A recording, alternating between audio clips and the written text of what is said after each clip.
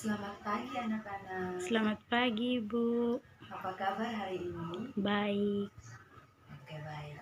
Nah, sebelum mulai dalam kegiatan pembelajaran kita harus diawali dengan doa. Nah, di sini Ibu akan memimpin kita dalam doa. Marilah berdoa. Berdoa mulai. Berdoa selesai. Nah, sebelum itu Ibu akan mengecek kehadiran diri. Di sini ketua kelasnya ini siapa? Saya, Ibu. Di sini ada berapa siswa? 20. Apakah hadir semua? Ya, semuanya hadir, Ibu. Oke, baik. Nah, sebelum itu adik-adik mesti ingat materi minggu lalu. Masih, Ibu. Nah, materi minggu lalu itu tentang apa? Ekosistem. Oke, nah pengertian dari ekosistem itu apa? Yang dimaksud dengan ekosistem itu adalah sistem interaksi antara makhluk hidup dengan lingkungannya. Oke, baik. Ya, adik-adik ini pintar semua ya. Nah, sekarang kita akan memasuki materi baru yaitu jamur. Nah, sebelum mulai dalam materinya, Ibu akan menyampaikan tujuan pembelajaran kita. Nah, tujuan pembelajaran kita yang pertama adalah siswa mampu menjelaskan klasifikasi pada jamur, dan yang kedua itu siswa mampu menjelaskan jamur berdasarkan morfologinya. Nah, sekarang kita masuk pada materinya. Nah, materi kita kan tentang jamur. Nah, adik-adik tahu pengertian tentang jamur? Tidak tahu, Ibu. Oke, baik. Di sini Ibu akan menjelaskan pengertian tentang jamur. Jamur merupakan sekelompok prokaryotik yang memiliki dinding selnya dari bahan putih. Nah, sekarang kita masuk pada ciri-ciri jamur pada umumnya.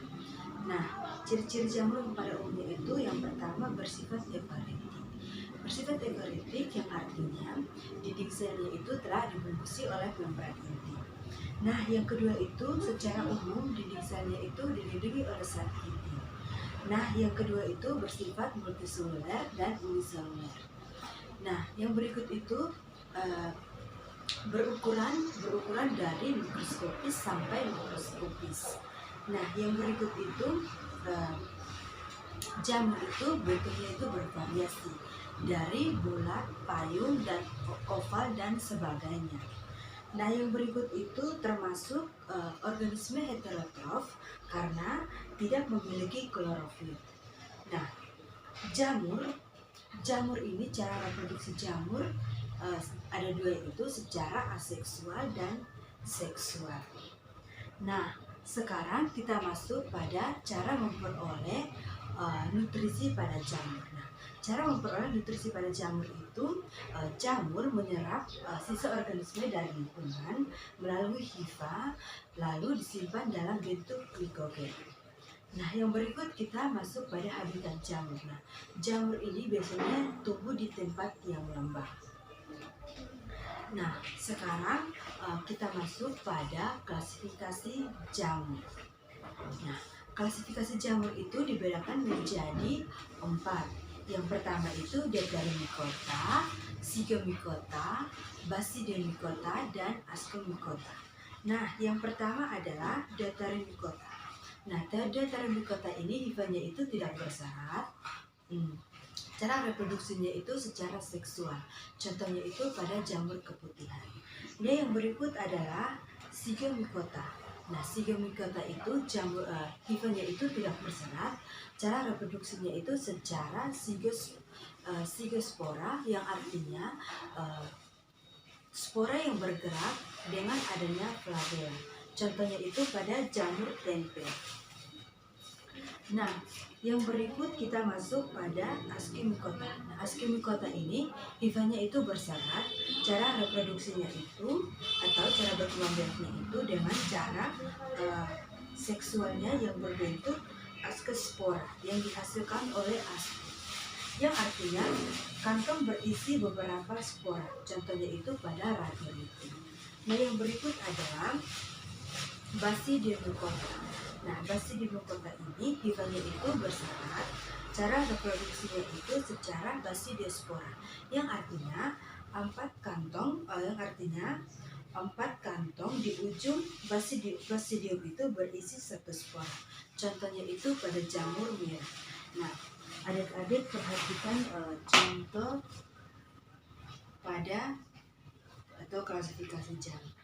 Nah, yang ini adalah gambar pada jamur Ascospora, dan ini adalah contoh-contoh jamur pada Basidiospora, dan yang ini adalah Zygospora, dan yang ini adalah Deuteramycota. Adik-adik harus memperhatikan gambar ini. Oke. Nah, sekarang kita masuk pada jamur dilihat secara morfologi. Secara morfologi itu jamur dibedakan menjadi 3.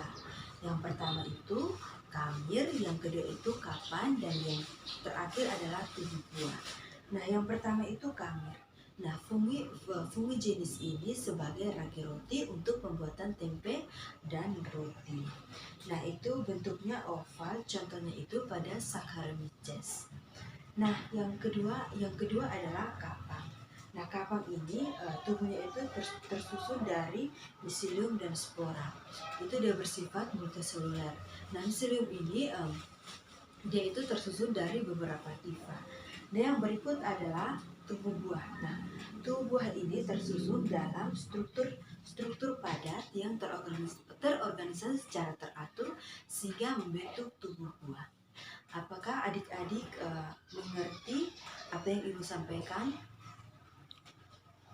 Saya mau bertanya, Ibu.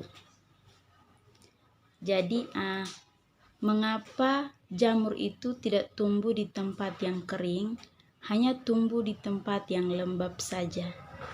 Oke, baik. Terima kasih, pertanyaan yang bagus. Oke, Ibu langsung menjawabnya ya. Nah, mengapa jamur tidak bisa tumbuh di tempat yang kering, sedangkan dia tumbuh di tempat yang lembab? Karena pada umumnya itu jamur memperoleh atau memanfaatkan bakteri yang ada pada tempat lembab tersebut. Sedangkan pada tempat yang kering jamur tidak tumbuh karena di tempat yang kering itu bakterinya tidak ada, sehingga kan jamur tidak bisa tumbuh. Apakah jawaban Ibu bisa diterima? Bisa, Ibu. Oke, baik. Nah, materi kita cukup sampai di sini. Kita akan bertemu di minggu depan. Selamat pagi. Pagi, Ibu.